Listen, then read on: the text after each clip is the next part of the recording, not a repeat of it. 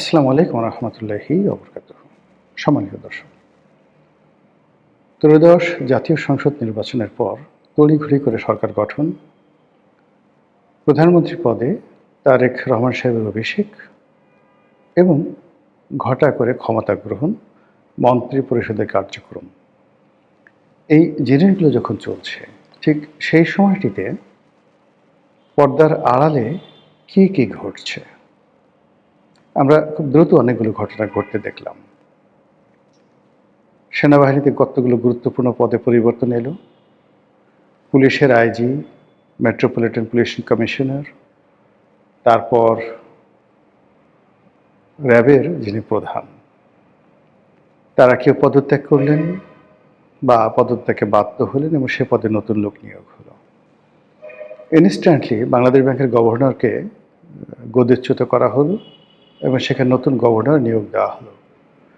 আমি যখন এই ভিডিওটি করছি তখন হাসান এস মনসুর তিনি পত্রিকায় বলেছেন যে আমি পদত্যাগ করিনি, আমাকে বরখাস্ত করা হয়েছে, এমন কোনো আদেশ পাইনি, অফিসে গণ্ডগোল হচ্ছিল, এই জন্য আমি বাসায় চলে এসেছি। মানে তাকে গদি ছাড়া করার জন্য, অফিস থেকে তাড়ানোর জন্য মব তৈরি করা হয়েছে, বিক্ষোভ করা হয়েছে বাংলাদেশ ব্যাংকের ভিতরে।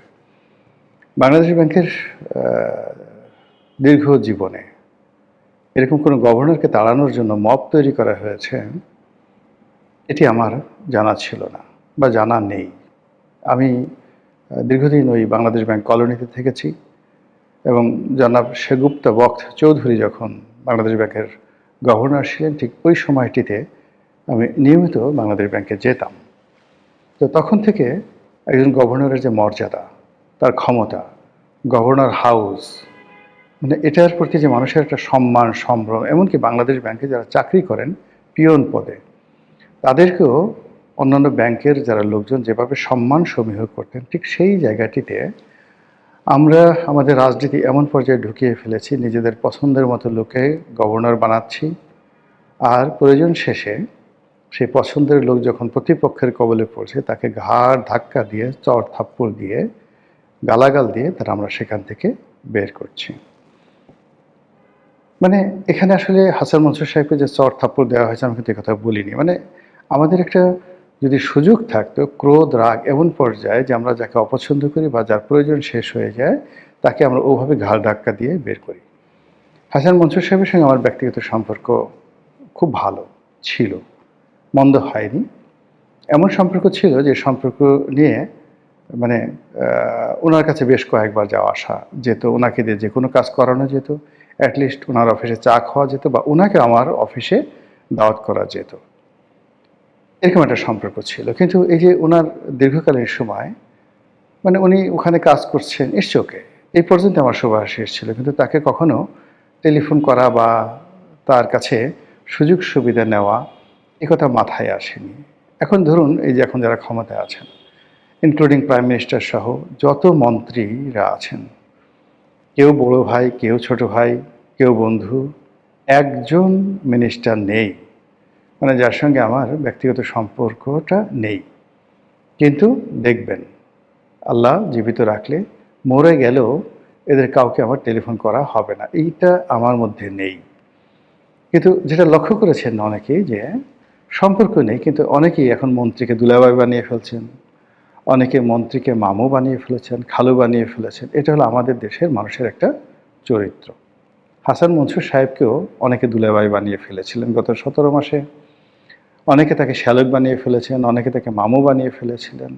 এবং ওই বাংলাদেশ ব্যাংকের মধ্যেই তেলবাজি কাকে বলে, এবং হাসান মনসুর সাহেবের মতো একজন যাকে বলা হয় সাদামাটা মানুষ, উনি ব্র্যাক ব্যাংকের চেয়ারম্যান ছিলেন। আমি একদিন বললাম যে ভাই, আপনি ব্র্যাক ব্যাংকের চেয়ারম্যান হলেন কি করে, কয় টাকা বেতন পাচ্ছেন, আপনাকে কত টাকা দিয়ে সেখানে রাখা হচ্ছে? সে বলছে রনি ভাই, মানে আসলে এটা একটা অলংকারিক পোস্ট, আমার আসলে এখানে কিছু করার থাকে না, এ সবই ব্র্যাকের লোকজন করে, আমি শুধু বোর্ড মিটিংয়ে যাই, এই বোর্ড মিটিংয়ে অ্যাটেন্ড করার জন্য একটা নির্দিষ্ট মানে টাকা দেওয়া হয়। এই হলো ব্র্যাক ব্যাংকের চেয়ারম্যানের ক্ষমতা। তো সেই মানুষটি যখন সেই বাংলাদেশ ব্যাংকের গভর্নর হিসেবে বসলেন, আমি তো অবাক। তার অনেক রাগ হয়ে গেল, তার অনেক দাম হয়ে গেল, তার সেই সরলতা রইল না, তার কিছু দুর্নাম হয়ে গেল, বদনাম হয়ে গেল, এবং তার চারিদিকে শুধু দালাল ফড়িয়ারা মানে রীতিমতো ভিড় করলো, এবং সেই দালাল ফড়িয়াদের একটা বিরাট অংশ আজকে এই ভিডিও যখন আমি করছি 25 তারিখে ফেব্রুয়ারি মাসের, তখন তাকে বাংলাদেশ ব্যাংক থেকে অপমানজনকভাবে তাড়িয়ে দেওয়া হয়েছে। তো এই যে একটা মব, এটা খুব একটা জঘন্য মব। ইনুস জামানাতে যে মব হয়েছিল, সুপ্রিম কোর্টে গিয়ে বিচারপতিদেরকে যেভাবে পদত্যাগে বাধ্য করা হয়েছিল, এই মব তার চেয়ে কোনো অংশে কম নয়। এটা কি থামবে না? তার আগে কয়েকদিন আগে, একদিন বা দুদিন আগে যেটা হলো, বরিশাল যে জজ কোর্ট বা মানে ওখান তো মেট্রোপলিটন কোর্ট আছে, সেখানকার কোর্টে চিফ জুডিশিয়াল ম্যাজিস্ট্রেট থাকেন। তো সেই চিফ জুডিশিয়াল ম্যাজিস্ট্রেটের অফিস থেকে একজন আওয়ামী লীগ নেতা, যিনি বরিশাল জেলা আওয়ামী লীগের সেক্রেটারি তালুকদার মোহাম্মদ ইউনুস, আমার সঙ্গে এমপি ছিলেন। অনেক সিনিয়র মানুষ, কিন্তু বয়স হবে কত, 74-75 বছর বয়স হবে, কিন্তু দেখে বোঝা যায় না। নিপাট ভদ্রলোক। বরিশালের এমন কোনো ক্রিমিনাল নেই, এমন কোনো আওয়ামী লীগ বিরোধী শক্তি নাই যারা এই ভদ্রলোক সম্পর্কে একটা বাজে কথা বলতে পারে। তিনি অত জনপ্রিয় নন, কিন্তু মানে তার সরলতার জন্য, তার সততার জন্য তিনি সর্বজন শ্রদ্ধেয়। এই মানুষটি পালিয়েছিলেন। তো এই মানুষটি পালিয়েছিলেন, তার অপরাধ তিনি আওয়ামী লীগ করেন। তার দ্বিতীয় অপরাধ হলো তিনি আবুল হাসনাত আবদুল্লাহর বিশ্বস্ত লোক। এই দুটো ছাড়া আর তার কোনো অপরাধ নেই। তো যাই হোক, তাকে কোর্ট জামিন দিয়েছে। আর জামিন দেওয়ার পর ওখানকার যারা আইনজীবী, সরকার দলীয় আইনজীবী, বিএনপি পন্থী আইনজীবী, তারা সেই কোর্টের মধ্যে যে তাণ্ডব করেছে, যে মব করেছে, এটা দেখার মতো নয়।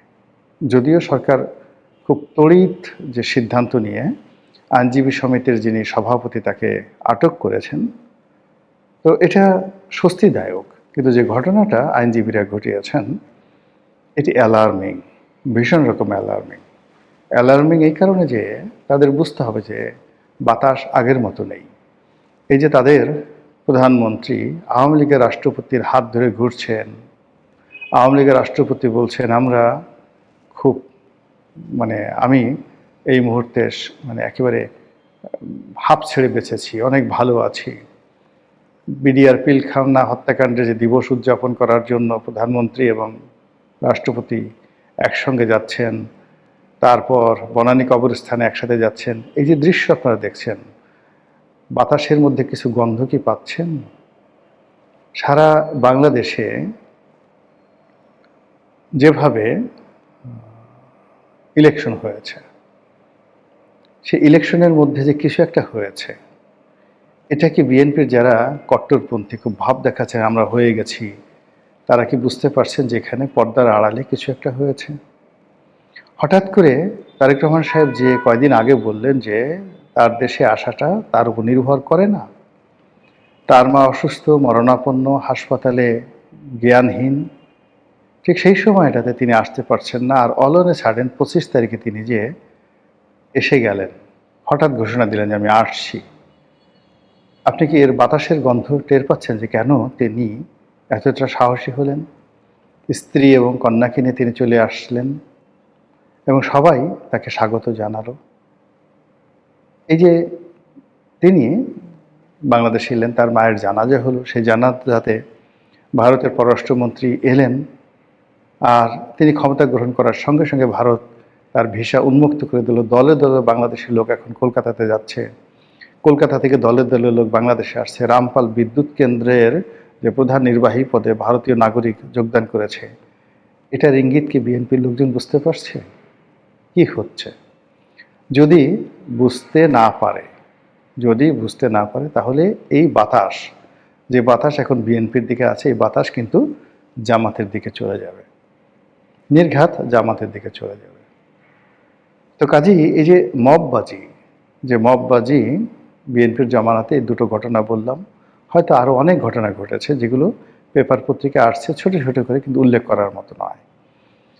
যেমন এই যে মবটা যেখানে গভর্নরের সাথে হয়েছে, এই মব যদি পুলিশ বাহিনীতে মিস্টার সাজ্জাদের সাথে হতো, আমি সাজ্জাদ সাহেব যিনি আছেন মেট্রোপলিটন পুলিশ কমিশনার, সেই মেট্রোপলিটন পুলিশ কমিশনার পদত্যাগ করলেন, এটা আমি কোনো অবস্থাতেই মেনে নিতে পারছি না। তাকে রেখে দেওয়া উচিত ছিল, তাকে মর্যাদা দেওয়া উচিত ছিল। বিএনপির এই মানুষটির প্রতি কৃতজ্ঞ থাকা উচিত ছিল। কারণ এই মানুষটি যমুনার সামনে যে ইনকিলাব মঞ্চের বিক্ষোভ সমাবেশ ছিল, আগে হাদির বিচার তারপরে নির্বাচন, এবং সেটা যদি এই একটি মানুষ যদি একটু ঢিল দিয়ে দিতেন, নির্বাচন হতো না। লিখে রাখতে পারে নির্বাচন হতো না। আমি তখনই তাকে নিয়ে একটা স্ট্যাটাস দিয়েছিলাম, এবং তিনি সেই ঘর থেকে একটা গেঞ্জি পরে হাতে লাঠি নিয়ে স্যান্ডেল পরে এসে যেভাবে সেই মব নিয়ন্ত্রণ করেছেন। যমুনা সামনে যে নাটক হচ্ছিল, এই গত 17 মাসে যমুনার সামনে অনেক নাটক হয়েছে। সেই নাটকের বিনিময়ে বহু ইতিহাসের যে পালা বদল হয়ে গেছে বাংলাদেশে। তো সেই নাটক করতে দেয়া হয়নি। যে সাজ্জাদ সাহেব এত বড় একটা কাজ করলেন, তার পুরস্কার কি হলো? বিএনপি ক্ষমতা আসার সঙ্গে সঙ্গে তিনি পদত্যাগ করতে বাধ্য হলেন। এটা ঠিক না। এই সময়টাতে এই যে বিএনপিতে ক্ষমতা আনার পেছনে মিস্টার বাহার আইজি, তার একটা বিরাট ভূমিকা ছিল। সঙ্গে সঙ্গে 15 দিন পরেও করা যেত, কিন্তু সঙ্গে সঙ্গে তাকে এখান থেকে বাদ দিতে হবে। এই কাজগুলো ভালো হয়নি। সাজ্জাদ সাহেব বা র্যাবের যিনি কর্তা, তাকেও চলে যেতে হলো। 1 সপ্তাহ পরে যেতে পারতো, বা 1 মাস পরে যেতে পারতো। তো যা কিছু হচ্ছে এখানে এই সময়টাতে খুব দ্রুততার সাথে হচ্ছে। এত ভালো নয়। এত দ্রুত যখন কোনো কিছু করতে যায় কেউ, আমরা যেভাবে চা খেতে গিয়ে খুব তাড়াতাড়ি খেতে গিয়ে জিহ্বা পুড়িয়ে ফেলি, এভাবে অনেক কিছু দ্রুত করতে গিয়ে অনেকে জিহ্বা পুড়িয়ে ফেলতে পারেন। ফলে বিএনপি জমানাতে যে মব যে কয়টি হয়েছে, এই পর্যন্তই ক্ষান্ত হন। এরপরে যেন কোনো মব না হয়, তাহলে আবার সেই মবের রাজত্ব তৈরি হবে, এবং যারা চলে গেছেন তাদের মধ্যে ঐক্য তৈরি হয়ে যাবে। এমনকি দেখবে যে ডক্টর মোহাম্মদ ইউনূস, আমেরিকা, তারপর ভারত, শেখ হাসিনা, দিল্লি, জামাত সব একসাথে হয়ে গেছে। এখানে দেখুন, এখনো পর্যন্ত আমেরিকা খলিলুর রহমান সাহেবকে নেওয়া হয়েছে, কিন্তু আমেরিকা এই সরকারের উপর যে ওইভাবে গ্রিন সিগন্যাল দিয়েছে, এখনো সব দেশ, চায়না এসে দাওয়াত দিচ্ছে আমাদের দেশে আসেন, জাপান বলছে আমাদের দেশে আসেন, কিন্তু আমেরিকা এখনো পর্যন্ত তার দেশে নিতে তারেক রহমান সাহেবকে দাওয়াত দেয়নি এখন পর্যন্ত। আমেরিকা ভ্রমণের দাওয়াত এখনো দেয়নি। ডোনাল্ড ট্রাম্প একটা চিঠি লিখেছেন, খুবই অবমাননাকর, এবং সেখানে তিনি যে শব্দটি উচ্চারণ করেছেন, ডিসাইসিভ। বাংলাদেশের সঙ্গে আমেরিকা যে চুক্তিগুলো হয়েছে ইউনূস জামানাতে, এই চুক্তিগুলো যদি বাস্তবায়ন হয় তাহলে কি হবে? দেশের যে দীর্ঘকালের ইতিহাস রয়েছে, ঐতিহ্য রয়েছে, সেই চুক্তি বাস্তবায়নের ফলে সব কিছু পরিবর্তন হয়ে যাবে। এই পরিবর্তনের শব্দটি ডিসাইসিভ দ্বারা ডক্টর মোহাম্মদ ইউনূসের মাধ্যমে আমাদের ডোনাল্ড ট্রাম্প নবনিযুক্ত প্রধানমন্ত্রীকে তিনি স্মরণ করিয়ে দিয়েছেন। এবং এই ডিসাইসিভ শব্দটি সাধারণত ব্যাটেলের সাথে, যুদ্ধের সঙ্গে ব্যবহৃত করা হয়। যেখানে যুদ্ধ সেখানে decisive. The decisive battle of Gaugamela, the decisive battle of Waterloo. এই যুদ্ধের সঙ্গে এই শব্দটি ব্যবহার করে আপনি ইতিহাস দেখেন যে ওই যুদ্ধের ফলে পুরো ইতিহাস, সাহিত্য, সংস্কৃতি, রাজ্য, পট, সিংহাসন সব কিছু উলটপালট হয়ে গেছে। সেই শব্দটি ব্যবহার করেছে আমেরিকা। কাজেই সতর্ক হন, সাবধান হন, ধীর স্থিরভাবে সব কিছু করেন। হয়তো আল্লাহ চাহে তো আপনাদের বরকত হলেও হতে পারে। আসসালামু আলাইকুম রহমতুল্লাহি ওয়া বারাকাতুহু।